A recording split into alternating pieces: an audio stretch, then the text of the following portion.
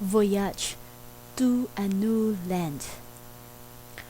Out at sea, the graceful slender boats where the datus would sail away lay waiting. The sun shone brightly. A good wind blew, filling the sails of the boats. Soon the boats were full of people, the tendatus, their families, and their slaves. The people left on the shore stood waving as long as the boats were in sight. For several days, Datu Puti and his men sailed toward the north. These brown-skinned men with stout hearts had left their native Borneo in search of a new land. Favorable winds helped them. At last, the lookout man shouted, "Land! Land! I see land far to the north!" All the men rushed to the sides of the boat. Before them, but so far away that they could hardly see it, was an island, a beautiful green jewel on the sapphire sea. As the boats drew nearer, the datus could see the palm trees upon the shore, and many people watching them, waiting for them to land. The island where the Bornean datus landed was Panay. The inhabitants of Panay at that time were Negritos called Ati. They had a chief whose name was Marikudo.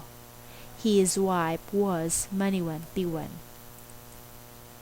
The Ati were friendly and hospitable. They were simple people. They welcomed the strangers. They looked with surprise and admiration at the rich clothes and ornaments worn by the datus and their wives. They especially admired their ornaments of gold. Marikudo could hardly take his eyes from the gold hats of the datus. For her part, Maniwantiwan looked with envy at the pearl necklaces of women.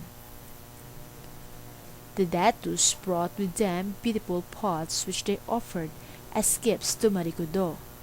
They also gave him ornaments of jade and agate and green and blue glass beads. Marikudo accepted the gifts happily. At last Datu Puti said to Marikudo, "You are very kind to us, my friend. I and my people would like to live with you. We would like to be brothers. Can you give us some of your land?" Marikudo did not answer at once. He blew upon his horn to assemble his followers. He asked them what answer he should give the Borneans. Maniwantiwan spoke in the assembly.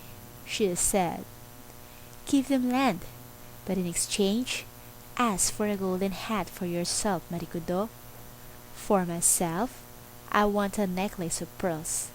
I want a necklace long enough to reach the ground." Marikudo now approached Datu Puti and said, "We shall be glad to give you land, but you must give us in exchange for the land a golden hat for myself and a pearl necklace for my wife." Datu Puti willingly took off his own hat and offered it to Marikudo. "This golden hat is precious," he said, "but the land is good and you, my friend, are kind, so I give this hat to you." Marikudo took the hat from Datu Puti. He turned it over in his hand. A happy smile was on his face. "Your wife shall have her necklace, the best and the longest that we have," Datu Puti then promised. He clapped his hands and said a few words to a slave. The slave gave him a box. The Datu opened the box and took out a very long and very beautiful pearl necklace. This Datu Puti offered to Maniwantiwan. The chief's wife put the necklace around her neck. Her eyes shone with pleasure. "Choose what land you want," Marikudo said. here on the seashore or over there, further inland beyond those hills. Datuputi selected the land along the seashore. His followers were happy. They began building their huts. The followers of Marikudo helped them. Months passed. Datuputi stayed with his men for a while. Then he grew restless. He wanted to sail the seas again. He wanted to see what other islands lay to the north and east of Panay. One day, he called his followers together. He told them to elect a chief Datu, for he was about to leave them. Datu Sumakwel was elected superior Datu or ruler of Banay. He was the oldest and wisest of the Datus. Datuputi now helped his men divide the land into 3 kingdoms or sakop. The first sakop was called Irong Irong. The second sakop was called Aklan. At present, Aklan and Capiz. Datu Bangkawa became the first ruler of Aklan. The third sakop was called Hantik, now known as Antique. Datu Sumakwel was made ruler of Antique. At last, the day came when Datuputi said goodbye to his people. They had cleared the land. They had planted rice, kamote, and other useful plants in their colony. They were expecting a rich harvest. Datuputi was satisfied. When Datuputi left Panay, only 2 Datus went with him. The rest stayed behind. Datuputi sailed away in search of more adventure. For several days the Datus sailed.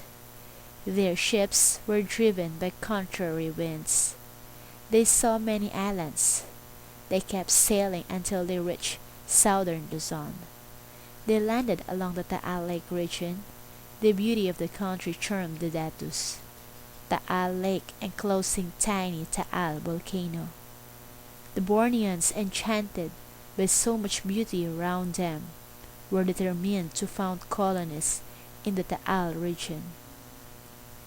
The colonies they founded in Panay spread to other Visayan islands. The colonies in Luzon spread to Batangas, to the Laguna de Bay region, and then to the Bicol region. The Bornean Datus brought a highly developed culture to our country and exerted a great influence on our history. What would have happened if they had not come?